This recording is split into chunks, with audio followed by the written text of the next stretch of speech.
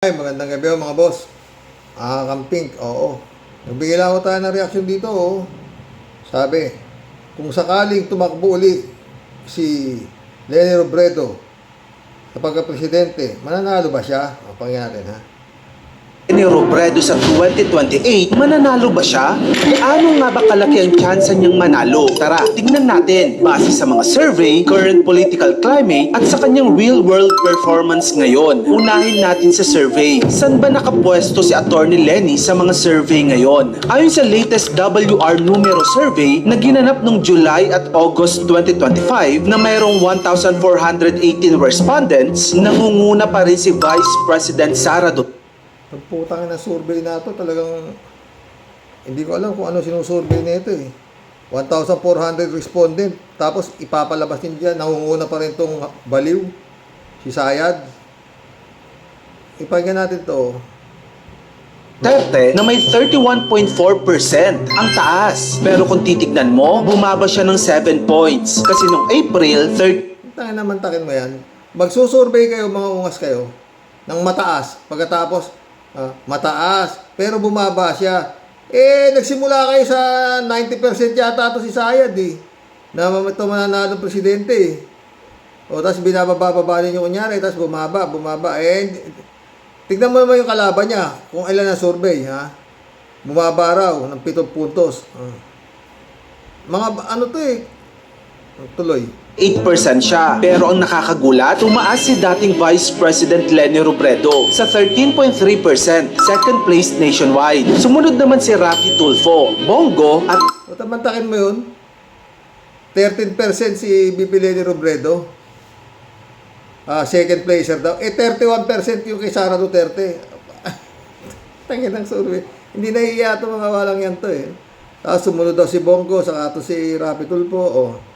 Amy Marcos. Kapansin-pansin din na marami ring hindi pa sigurado sa kanilang preference sa 2028. 18%. Ibig sabihin, ang block na yan ang pwedeng magpabago ng laban kung mag-o-organize si Atty. Leni. Kaya kung numero ang basihan, hindi pa siya frontrunner. Pero ang kanyang trend, pataas. From 9% early 2024 to 13.3% ngayong 2025. That's momentum. Ngayon, bakit nga ba lumalakas ulit ang pangalan ni Leni? Simple lang, kasi hindi lang siya politician. May pinapatunayan talaga siya sa ground level. Ang best example ay ang Angat Buhay Foundation na itinuturing na most trusted foundation sa bansa ngayon. Yung mga malalaking kumpanya at mga celebrities dito lagi nagdo-donate. Sa Angat Buhay Foundation nila ipinagkakatiwala ang kanilang mga pera at donasyon. Example, nag-viral lately ang concert ni KZ Tandingan sa New Zealand. Dito, alam kong may Gcash dito.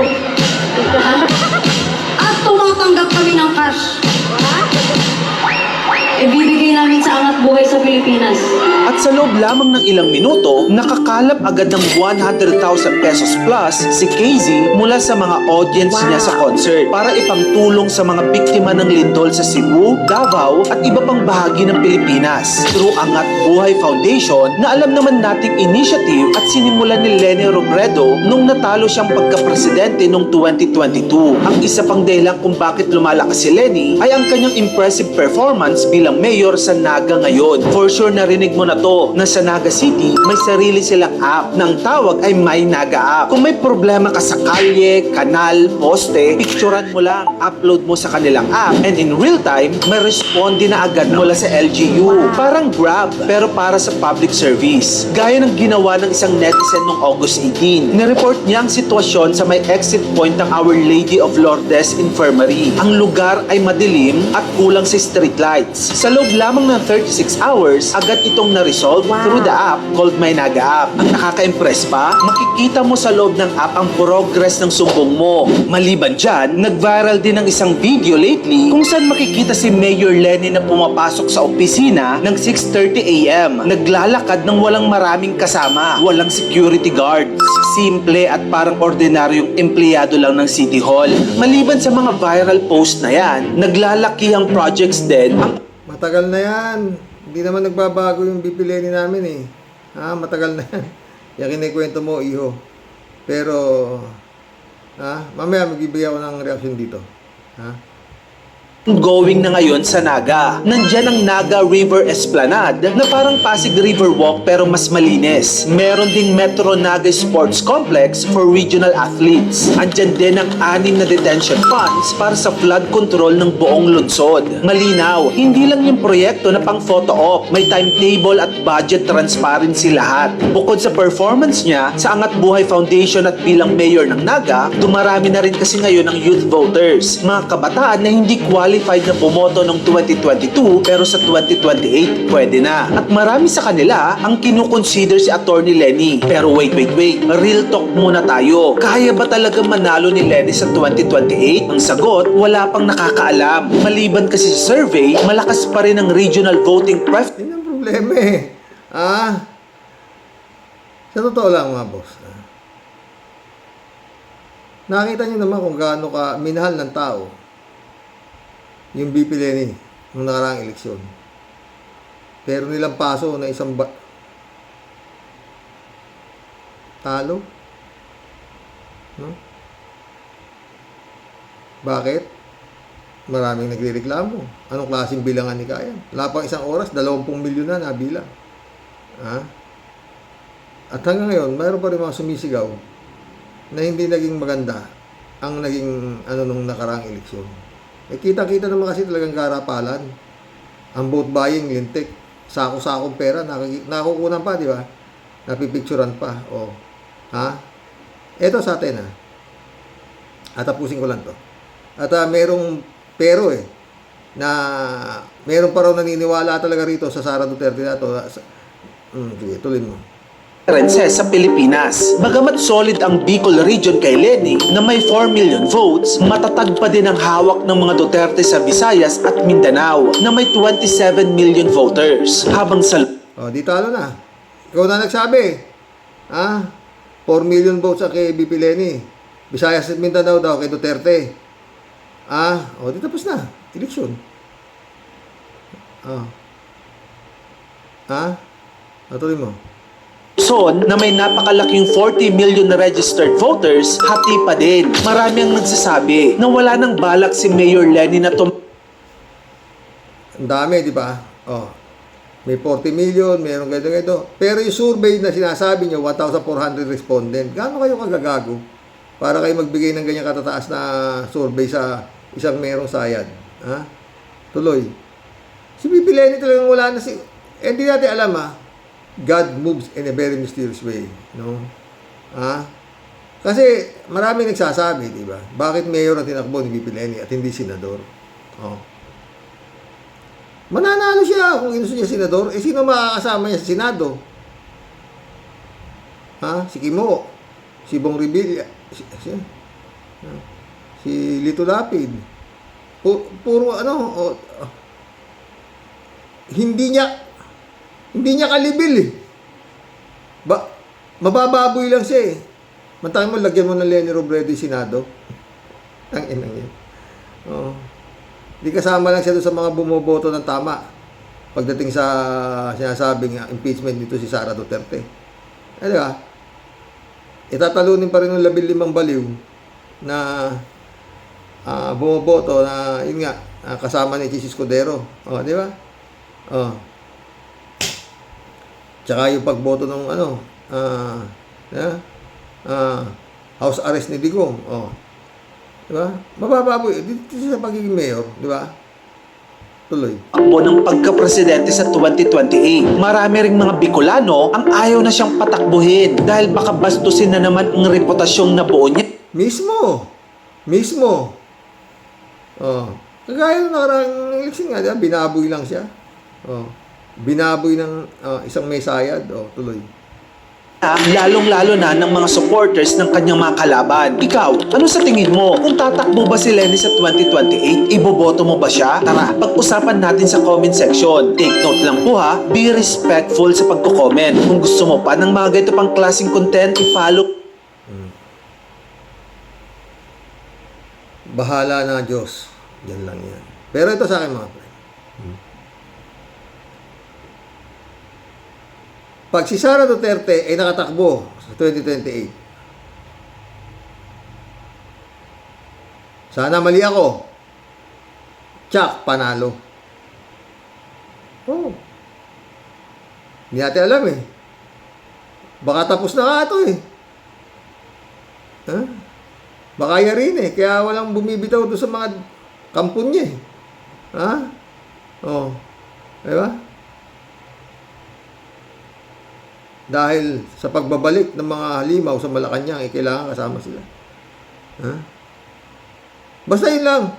Pag ito umabot ng 2028 at nakatakbo itong klase ng kandidato na to, tapos na. Mantakin mo. Pinagmumura presidente, pinapapatay ang presidente, lahat na ginawa. Ayan, nakalalaya pa rin. Hindi rin nadidisbar. Tuloy din na abogado sa kanya. Siya pa rin, pinapadisbar siya, nilaga doon, pero hindi nadidisbar. Oh. Yung kanyang impeachment, wala nangyari. Yung forthwith, naging forthwith. Oh. Ha? Ilang ano na lang, Excellency, pag ito hindi mo na dispatcha to, mata mo lang walang latay pag nakabalik to. Ha? Ito, future President and Vice President Sara Duterte and Bongo.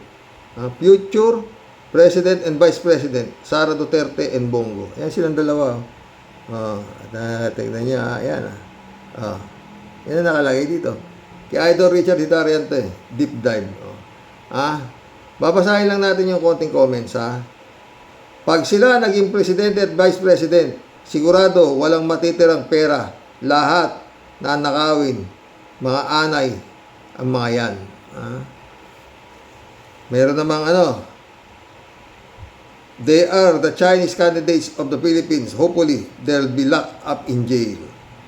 Ito may isa, absolutely not. People wake up. Ito yung taong masyadong kurap na. Meron pang saltik. Ito na may isa. Lahat ng nagmamahal sa bayan, umpisa ng i-educate ang mga bubutante ng piliin ng hindi magnanakaw sa 2020 election. Oh, come on, please, maawa naman kayo sa mga Pilipino. Ubos na ang pera ng Pilipinas. Pag itong dalawang ito, ubos ng kurakot ang manalo. Ito naman isa. Sigurado pagkatapos ng term nila, 50 trillion na ang utang ng Pilipinas. Tapos, pahirap pa rin tayo. May isa. Parang China na lang din ang Pilipinas pag nangyayari ito. Automatic na pagsakop na di na kailangan gumamit ng dahas. Ito may isa. Naku ha, wala na bang iba? Yung hindi korap, kawawa ang mga Pilipino. Subukan naman ng iba. Baka sakaling mawala ang korupsyon. Puro ganun ang comments dito. Oo. Gising Pilipinas. Yan o yan. Mga itsura niya. Ang kakapal naman ang mukha nito. Ang harap pa maging... buta. Eto. Yung Sara Duterte'ng Inday Sara, may sayad nga namana niya sa tatay niya. Pagkatapos niyang kumanta, Snow White naman ngayon ang tweet niya. Sayaw, Inday, sayaw, Inday, sayaw, Inday, sayaw, Inday. Ikembot mo, ikembot mo, ikembot mo, ikembot mo. Igiling mo, igiling mo, igiling mo, igiling mo.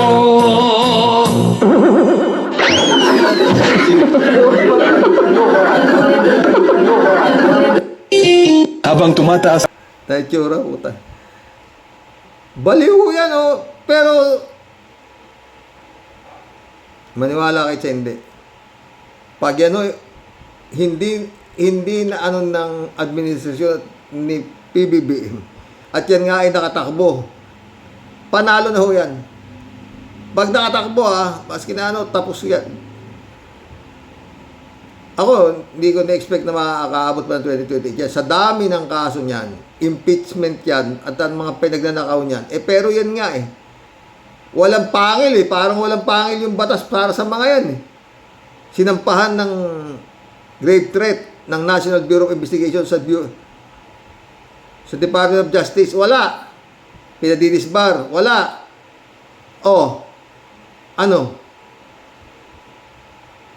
Asan? Yung Pulong Duterte, 51 billion, wala pa rin, kinakalaban pa yung si General Browner. Daldal pa ng daldal yung mga Duterte. Walang Yung Bongo, nagdeklara, 32 billion lang daw ang kanyang, salin. Ang haba ng kwentuhan namin ni Pastor Jun Lagong kanina, mga friend. Napag-usapan namin yung tungkol sa salin, itong mga kampo ni Satanas nato, ng mga senador, na mga, alam nyo, no? Siguro talagang simple lang ang utos ng Panginoon doon sa Ten Commandments. Thou shall not steal. Itong mga putang inan to. Okay lang sana kung minsan lang magnakaw ang putang ina. Walang sawa sa pagnanakaw ang mga putang ina. Sa totoo lang. Hindi nagsasawa sa pera. Kaya lang yun nga. Kitang-kita na kung sino ang mga magnanakaw. Walang ang gobyerno. Yun na lang Pantaleon Alvarez. Sarili niya ng anak ang nagsasabing magnanakaw yung kanyang tatay. At nakikita naman kung ano yung ninakaw. Ayun, yung mansyon ng kabit niya. Wala pa rin. Wala.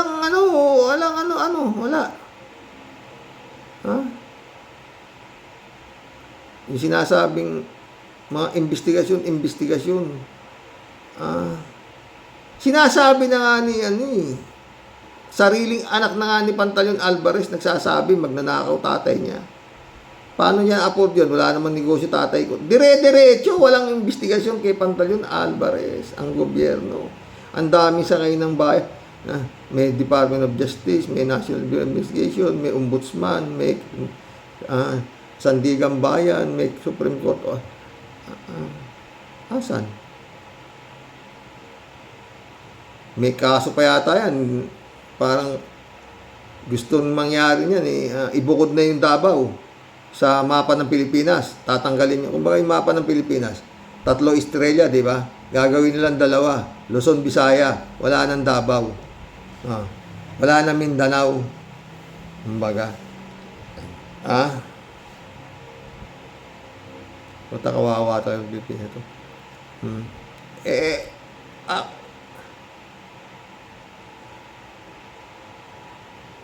Anong iimbestigahin?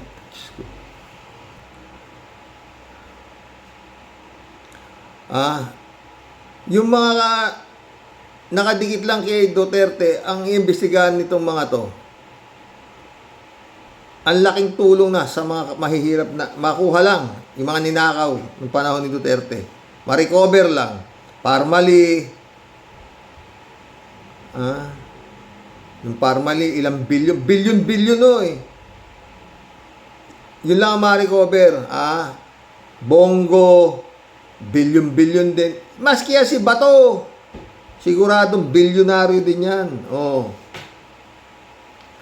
Si Bongo, Sus Mariosep. Ayala, Alabang daw nakatira po. Sabi ni, sa Senator Trillanes. Si Senator Trillanes lang ang susundin ninyo. Kung saan kayo pupunta, hindi na kayo lalayo. At saka, yung mga kontratista ang mga nagnakaw sa flood control, in the bag na yan in the bag na yan Sa totoo lang, dapat yan, pinagdampot na yan Dapat yan, nakakulong na yan Parang si si Senator Laila de Lima, di ba? Hindi pa napapatunayan, pero nakakulong na. Di ba? Nagdudusa na. Eto mga to, wala pa yata. Puro nandun pa yata sa Senado Nandun pa nakakulong Hindi pa yan hindi pa yan mga senador Sila Bryce Hernandez, itong mga diskaya na to, wala pang pwesto sa gobyerno yan, kontratista lang yan. Hindi pa nakukulong. Dapat yan, yung batas, sa totoo lang mga friend, hindi ako mamagaling, korupsyon ang inaano nyo yan na nga, nakamulagat na nga sa mukha nyo ng mga kurap yan, ng mga magnanakaw yan, patatagalin nyo pa yan? Gagaling ninyo naman mga kung gusto nyo mabilis di ba? Tignan mo yung Nung sa DOJ si Boying, ang bilis. 3 buwan lang, ayos na yung kaso. Acquitted yung kanyang anak, di ba? Hindi na bumilang ng matagal na panahon sa kulungan, di ba? Tapos acquitted, di ba? Pag gusto eh. Pag gusto, may paraan. Pag ayaw, maraming dahilan. Yun yan eh. Di ba, mga friend? Marami ho ito ngayon sa TikTok. Totoo po ito. Si Mang Juan yata ito eh. Sa mga kurap na politiko, di ba? Lahat kayo, makinig kayo sa amin. Sa mga amo nyong matagal nyong ginawang alipin, tumingin kayo sa salamin at sabihin nyo sa sarili nyo kung ang nakikita nyo ay lingkod bayan o isang diablong may mukha ng tao. Kasi para sa amin, malinaw na ang sagot. Bago ninyo ipagdasal ang inyong mga pamilya, ipagdasal nyo muna ang kaluluwa ninyo na matagal nang ibinenta sa demonyo, kapalit ng pera at kapangyarihan. Pasukdulan ang kasakiman at kasamaan ninyo, wala talaga kayong katulad. Kahit si Satanas ay nahihiya na sa mga pinaggagawa nyo. Kayo ang kanser ng lipunan na mas malala pa sa kahit anong sakit dahil ang lunas sa inyo ay hindi pa naiimbento. Akala nyo ba yung mga magagarbo ninyong sasakyan? Parang yung gamot sa tanga, hindi pa rin na-invento. Yung pinakamalalang sakit ng Pilipinas eh. Yung tanganism virus, mantakin mo. Parami yan dyan, mga naniniwala pa rin sa mga kulto na pag kayo sumapi sa amin, ligtas kayo sa dagat-dagatang apoy. Tapos yung kay Jesus is Lord naman, di ba? May hirap sa tao eh. Pag gusto nila pangatawanan yung pagiging tanga eh, Takay mo ginagamit kayo ng mga rehilyo na akala nyo rehilyo na nasapian ninyo, ginagamit lang kayo. Dahil panakot ang ginagawa sa inyo, panakot. Subukan yung banggain kami. Hindi kayo boboto ng mga nauto namin. Ganun eh. Tuloy, Mang Juan. Yung mga mansyon ninyong kasya na ang isang buong barangay. At yung pag-aaral ng mga anak nyo sa ibang bansa ay galing sa malinis na paraan, sa sipag at tiyaga ninyo. King Ina, huwag kami! Mas maniniwala pa kami kung sasabihin ninyo na galing yan sa sipag at tiyaga ninyong pagnanakaw sa kaban ng bayan. Akala nyo din ba hindi namin alam at bulag kami sa mga alahas ng mga misis nyo na ang presyo katumbas na ng bahay at lupa para sa amin? Saan galing yan? Sa magic? Sa ipon? Huwag kami. Galing yan sa amin. Oo, sa amin! Sa bawat fishball na tinutusok namin, bawat kagat namin sa pandesal, bawat text na sinisend namin, bawat sachet ng kape na tinitimpla namin, may tax yan. Buwis namin yan. Pawis at dugo namin yan na ginagawa ninyong champagne at pambili ng mga Hermes bag ng mga asawa ninyo. Ang lakas ng loob ninyong sabihin na mahirap na bansa ang Pilipinas. Hindi mahirap ang Pilipinas, mga ulol. Ninanakawan ninyo ang Pilipinas.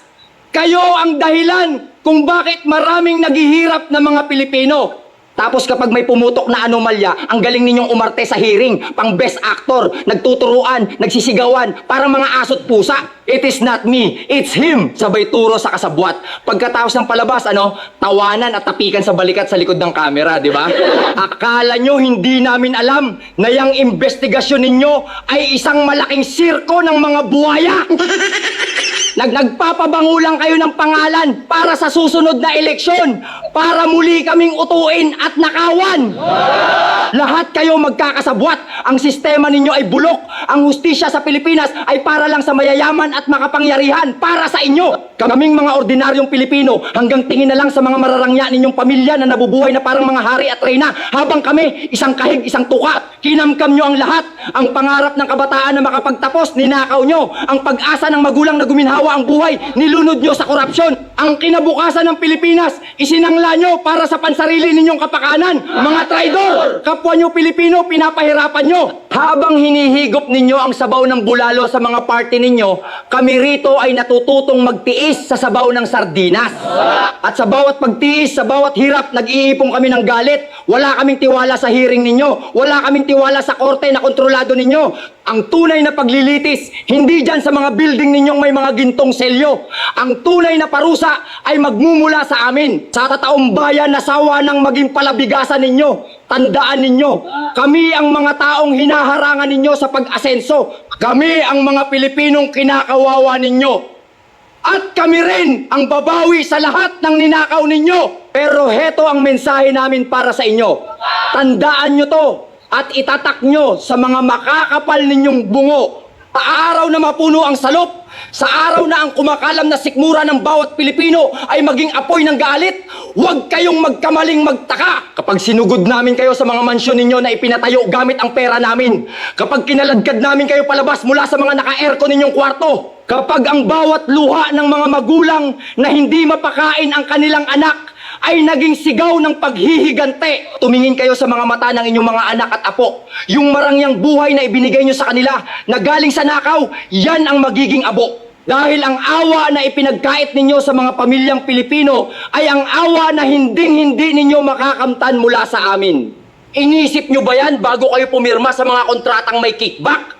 Inisip nyo ba yan habang nagbibilangan kayo ng pera sa dilim? At akala ninyo, ligtas kayo pag tumakas kayo ng bansa? Nagkakamali kayo. Tandaan nyo, bawat sulok ng mundo, may Pilipinong naghihirap at nangungulila dahil sa inyo. Dahil sa kagagawa ninyo, kalat ang Pilipino sa buong mundo. Milyon-milyon sa kanila ang pinalayas ninyo ng bansa para maging OFW. Mula sa disyerto ng Middle East, sa mga nagyayelong lupain ng Canada, hanggang sa bawat syudad sa Europa, may Pilipino dyan. Kaya kahit saan kayo magtago, sa Amerika, sa Europa, sa gitnang silangan, may isang Pilipinong makakakita sa inyo. Bawat OFW na napilitang iwan ang pamilya para maglinis ng kubeta ng ibang lahi, mga matayan na nagbabantay sa inyo. May isang dishwasher, isang nurse, isang engineer, isang caregiver na makakasalubong sa inyo sa mall, sa parke, sa restaurant, at sa isang sulyap lang, makikilala nila ang muka ng taong sumira sa kinabukasan ng bayan nila.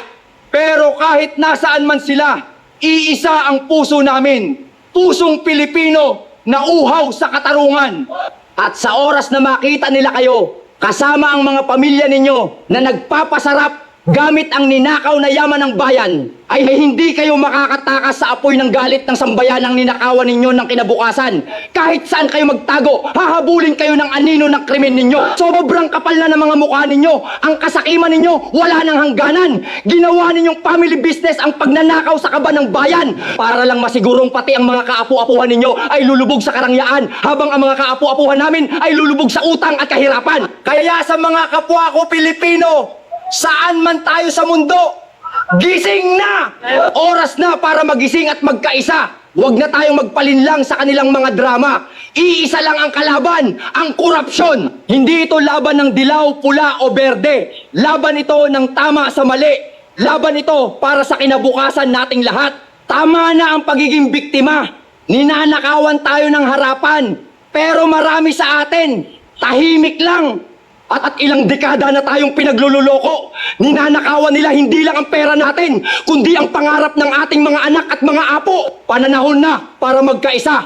Ipakita natin sa mga buhayang ito ang apoy ng nagkakaisang galit ng sambayanang Pilipino. Kaya kayong mga kurap na politiko, pagsisisihan nyo ang araw na pinili ninyong pagtaksilan ang Pilipinas at mga Pilipino. Dahil kapag ang bayan na ang naningil, walang pamilya, walang yaman, at walang itinatagong kapangyarihan ang makapagliligtas sa inyo.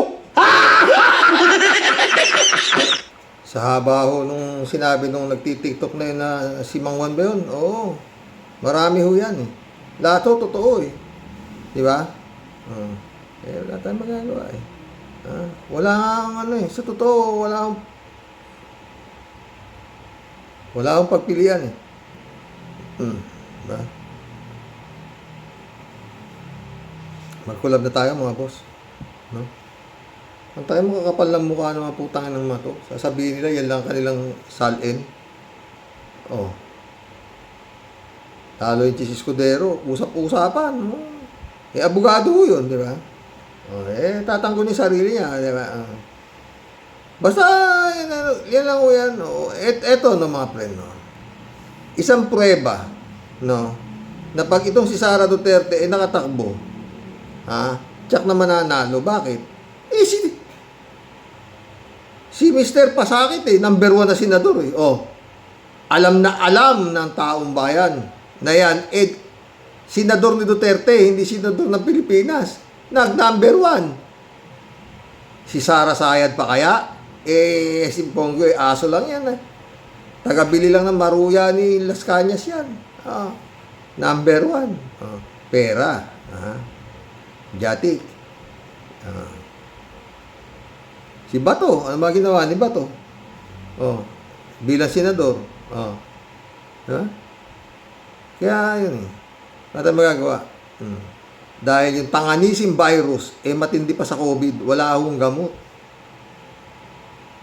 Kalat ni Baya, shout out. Good evening, Kasani. God bless your family, sabi ni Kalat. God bless Kalat niya.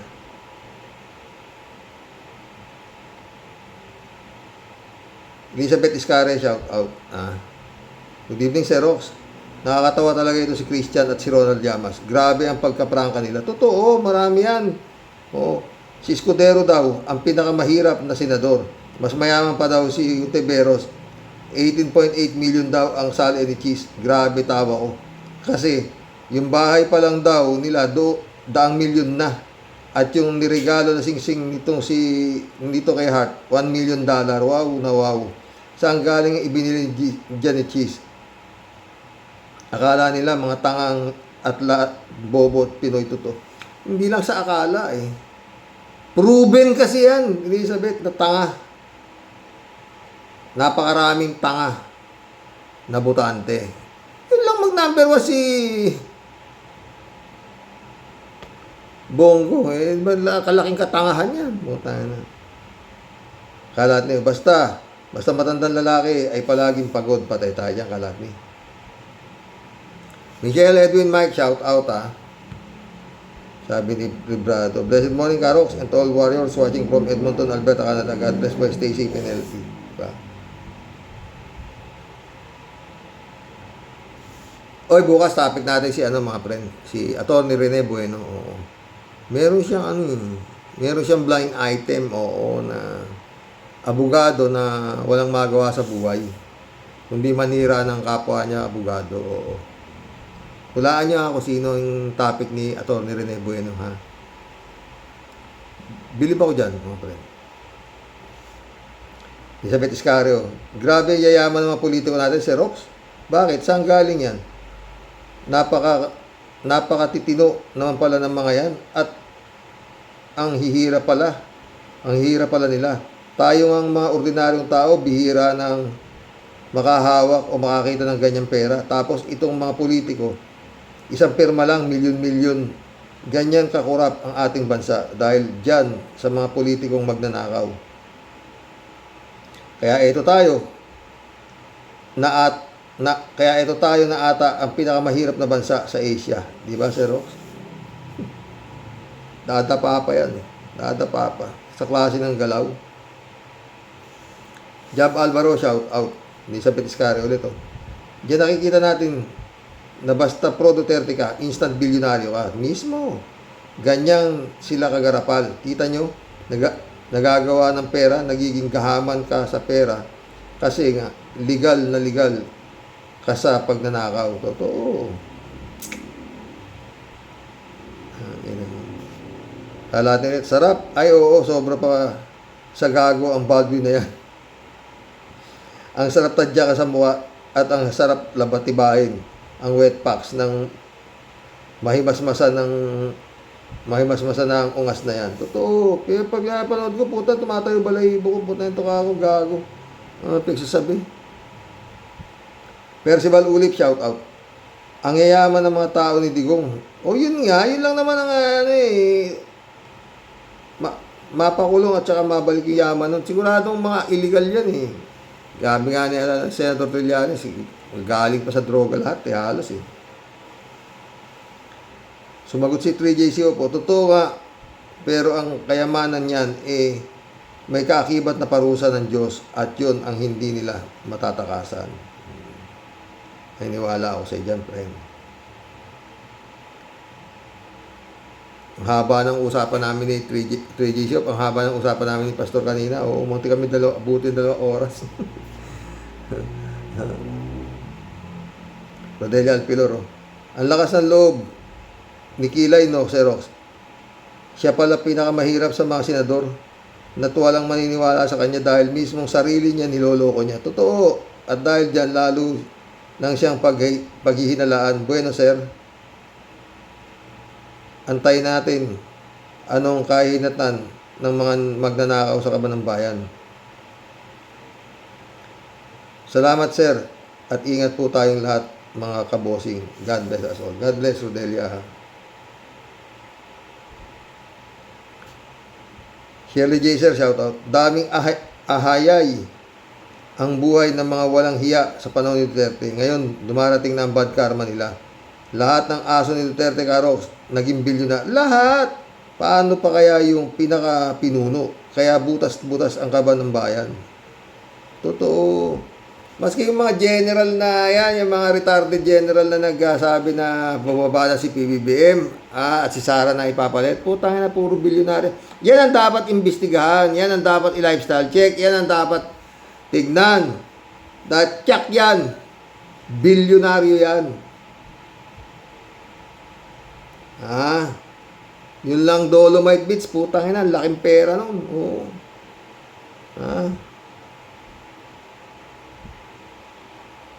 Nung panahon ni Digong, putang ina, walang makapalag. Bakit? Yung mga general, hawak nung gago eh. Sino papalag? Bibigyan niya ng pwesto kung saan. Lalagay niya sa DNR yung isang general. Lalagay niya yung ganito.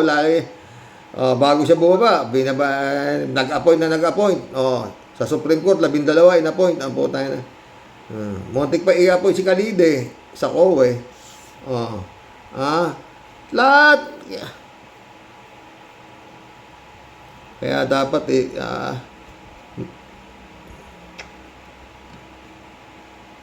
His Excellency, sundin nyo yung sinasabi nila. Hindi naman sa Senator Trillanes, talagang mapapaganda ang bayan.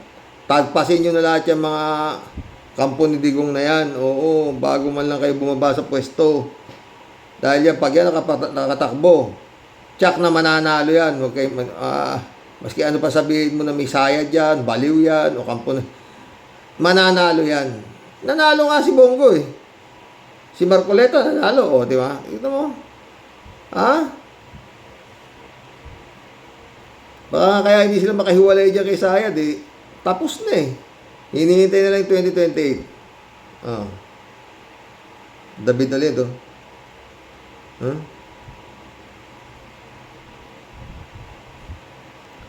Nagtatanong lang po, kaya naman pala, Depektibo ay gustong-gustong maging senador. Si Depektibo, kahit na walang kaalam-alam sa trabaho ng senador, dahil hindi na niya makapag-antay na makasantok sa kaban ng bayan. Mismo. David ulit Si Rox, ang kapal talaga ng mga pagmumukha ng mga alagad ni Digong. Biro nyo, galing na sa pagnanakaw, ang yaman nila ay pinangangalandakan pa sa publiko. Shirley J. Sir, Wow, ganda niyan. Ganda naman yan, Mr. and Mrs. Kalayas Jabala. Deserve naman talaga niyong maging masaya. Di bale next time na may free ka, inaanak honeymoon ulit kayo. Ganda ng lugar, malapit sa Mount Banahaw. Ingat kayo sa biyahe, God bless. Sino yun? Mr. and Mrs. Layas Cabalya. Sumagot si 3J Siopo. Parang naligaw ata itong comment mo, Shirley. Parang sa ibang vlog ata ito. Hindi ko alam eh. David Ali Mendoza ulit Karox, may nagbalita sa Billionaire News tungkol doon sa mga lodge na pag-aari ng sangkot na flood control, Alpaland, Baguio Mountain Lodge. Yun nga. Pala, ang name noon, mga high-profile politician ang mga magmamay-ari daw po, kaya gaya nila Saldico, Chis Escudero, Arjo Atayde, mas mataas pa pala kaysa sa Baguio ang kinaroroonan ng lodging house doon. Kaya mas malamig ang klima doon. At Karox, mura lang naman pala ang overnight stay doon. tumataginting na 150,000 lang naman po. Baka makakamatayan ko na hindi man lang ako makatungtong sa lugar na yun. Si Saldico at ang pamilya niya nga ay helicopter ang naghahatid doon. Lisa Cruz, shout out. Kapal ng muka, sabi niya. Lisa ulit, oh. Ang mga magnanakaw, tax free nga. O, diba? Lisa ulit, oh. Nakakaiyak, nakatotohanan. Masama man, pero gusto ko nang manalangin ng masama para sa mga magnanakaw. 3JC po. Huwag kahit halos di ka na makapagpigil. Kasi si Lord ang bahala sa kanila. Di naman yan lingid kay Lord. O, diba? Totoo yan. Sagittario, shout out Si Rox, lalo lang nilang dinadagdagan ang mga kasalanan nila. Hindi makatotohanan ang inilalantad nilang salin. Pinagluloko na at ginagawa lang nilang mga walang isip ang mga taong bayan. Alam mo kasi, Sagittarius sa totoo lang talagang maraming walang isip Putang ina, mag number 1 si Bongo. Putang ina, ano ba yan? Manalo si Bato. O, di walang isip. Alam naman nilang hindi naman... Ay, puta. Ramon Valencia, shout out. Bossing, mas mayaman po yata siya yung daliri ni kesa kay... mas mayaman yung daliri ni Hart, di ba? Kasi $1 million yung nakasuot di ba? Gain Labay na shout out. Bakit ba kandi inubos ni Quezon de Bola ang datong niya? Kasi ibinili niya ng napakamahal na singsing si Hart. Ayan, naubos na tuloy ang datong ni Quezon.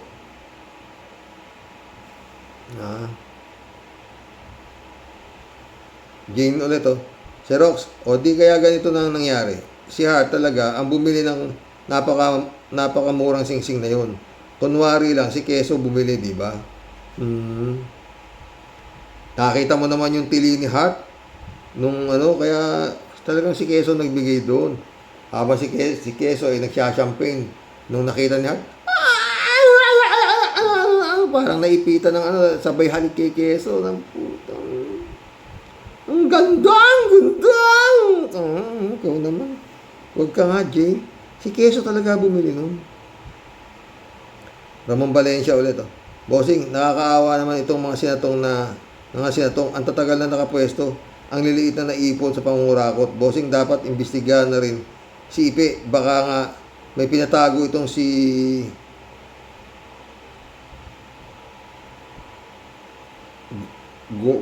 si Gago sa kanya. Pwede, meron yan. Ed Torres, shout out. Kakasawa na, Karox. Hanggang ngayon, wala pang nakukulong. Cost of due process. Kung mga mahihirap ang gumawa ng kasalanan, kulong agad. Diba? Pag mayaman, may due process. Tsaka honorable, diba? Alejandro Bidad, shout out. Karox, sarap sampalin ng kaliwat kanan itong mga hayop na sinungaling. Tao ba mga politikong mga ito? 23 milyones, buong gago. Keso dapat 27 million para one year ang kita mo. Sus, Mario Joseph, ang kapal mo, hinduropot. Marila Pabianak, shout out Napakalayo talaga ng gap nating mahihirap dito sa mga nanggahari sa kapangyarihan. Wala silang concern sa mga Pilipino na nagdarahop. Basta sila ay comfortable ang buhay sa bilyones na dinambong sa pera ng mga bayan. Nawa ay mawakasan na ang impunity sa ating bansa. Grabe na sila sa pagkaganid.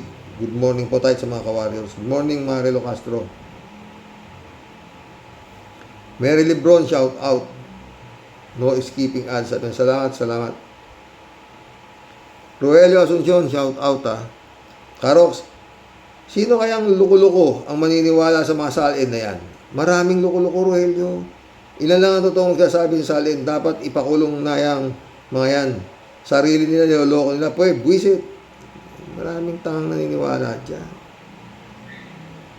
Rogelio Asuncion ulit, Karoks, dapat buwagin ba Senado, Kongreso? Sayang lang pera ng bayan, fortuit. Dapat talaga. Oo. Friends, Erwin Sapeda, Christiansen, July 7, Alcantara, shout out mga boss. Annalisa Apolinar, sabi niya. Sabi ni Tia Deli. Muli po ay bumabalandra at bumabati po naming itis po sa iyo, Sir Rox, at sa buong team Rocky Warriors the Great. Naku Sir Rox, kailan pa po kaya tayo makakawala sa ubod po ng gulong mga kaganapan na lalo pa pong pinagugulo ng mga timawang masahol pa po sa anak ng mga galising askal. Sir Rox, nako gang pangarap na lang po siguro tayo, Sir Rox. Yun nga Kung ano-ano na pong mga sari-sariling kahindik-hindik na anomalya araw-araw ang nakikita at napapanood po natin, Sir Rox. Pero kailan pa po, kaya talaga yung may makikita tayo na ipatutupad po talaga ang batas at justisya. At meron pa talaga tayong paniniwalaan na di po puro kuda at ngak-ngak lang ang alam ng ating mga John Lloyd at pinaka-supremo.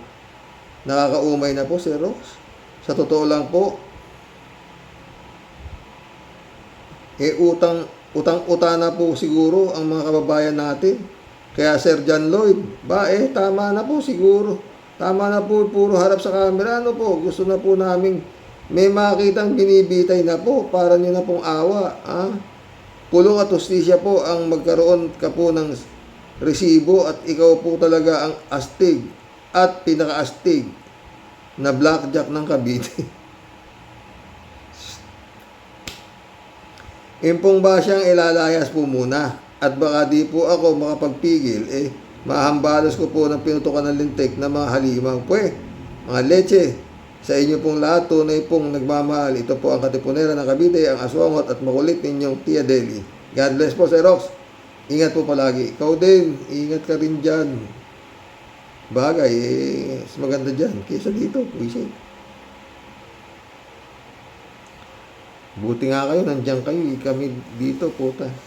Hindi pa antay kung kailan gigirahin ng China itong putang ng bansa natin. Mary Grace Santos, shoutout. Dapat ang mga politiko na korap, itapon sa Mars at Jupiter, lason sila sa lipunan. Literal at mental, nakakasuka na, pagmumuka, at sila pa ang may ganang sabihing inaapi daw sila. Totoo yan, Mary Grace Santos,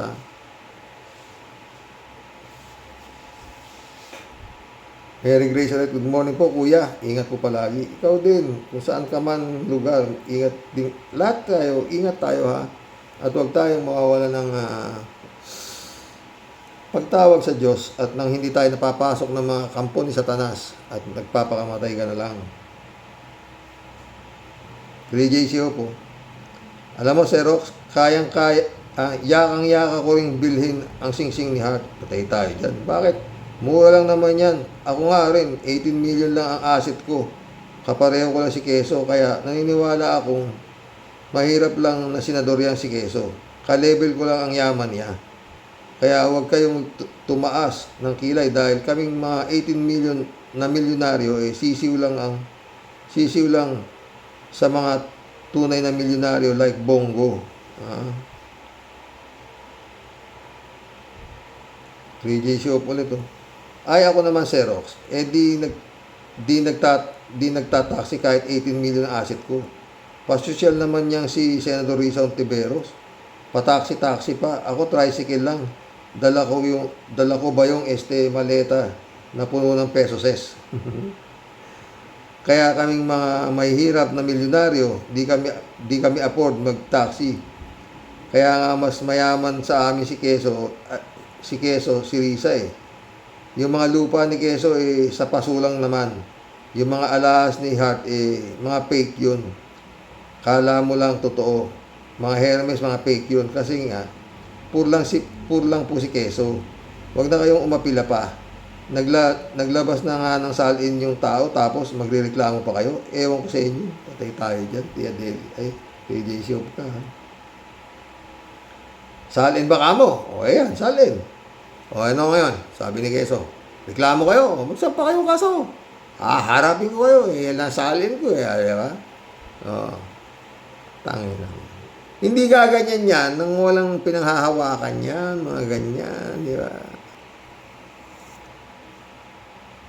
PJ Shop ulit to. Maiba tayo, Sir. Ito si Marcolecta. Booking na nga, umaapila pa. Fake yung testigo niya na si Gutesa. Tapos may gana pang magreklamo, tinago ang testigo. Pero tinanggi ng mga Marines na tinago nila si Gutesa. Dapat kasuhan din itong Marcolecta dahil nag-present siya ng fake na testigo. Binigay sa kanya ni ano yun Depensor Oh. Ay, nako. PJ Shop ulit, si Rox. Ito naman si Bongo, 30 million lang salin lang. Wow ha, ang poor naman pala ni Bongo ay kasi nga naman, taga-bili lang naman siya ng Maruyan, Las Cañas. Yun nga, noon may punto naman si Bongo na poor senador siya. Naniniwala ako si Rox na poor senador si Bongo kasi di siya sinungaling, di siya kurap. At higit sa lahat, meron siyang malasakit, kuno, na sa totoo naman, pasakit sa bayan. Kaya sila ni Quezon, mga poor senator, wag na nating pag-alinlanganan ang salin nila. PJ Shop ulit Si Rox, mas mayaman pa si Manny Pacquiao kaysa kila Bongo at Quezon. Si Manny, bugbog sa katawan, ang kapalit sa bilyones pesos niya. Si Bongo at Quezon, binugbog ang taong bayan, kapalit ng bilyones pesos nila. Totoo. Ted, shout out Ted. Sino kaya ang pinakadakilang magnanakaw ngayon sa Pilipinas? Wala siya sa Pilipinas ngayon. Nandun sa dahig. Ted. Mission accomplished mga boss. Prenay Bingson, shout out.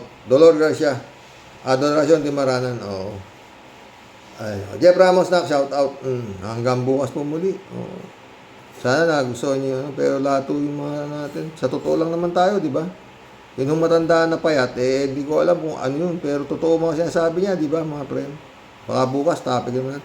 Pero yun nga, tatapik natin bukas kung sino yung abogado na kinontent ni Atty. Rene Bueno. Ang magandang bukas. Meron tayong huhulaan kung sino yun, ha? Magandang gabi po mga boss. God bless. Good night.